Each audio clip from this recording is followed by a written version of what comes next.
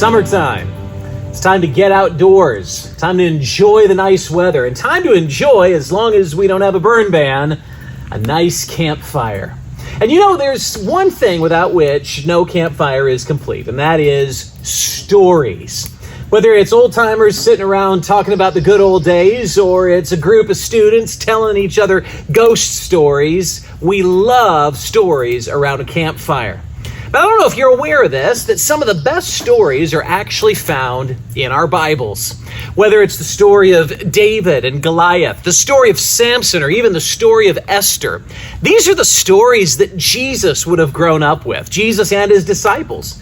They're the stories I grew up with, and perhaps you as well, and these are the stories we want our children to grow up with. Earlier this year at Soundside Church, we did a series of messages we called Potluck, where we took very familiar Bible verses and said we want to keep these verses familiar in the church. Well, this summer, for the next 10 Sundays, we are going to be doing a series called Campfire Stories.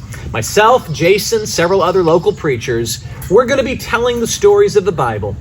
Familiar stories you've probably heard before, but I'm sure you can't wait to hear again. Stories that maybe your children need to hear. Definitely stories that the children of our community should hear. We want to keep the stories alive. So join us this summer at Soundside Church, 10 a.m. every Sunday, as we gather around for some campfire stories. Stories from the Bible.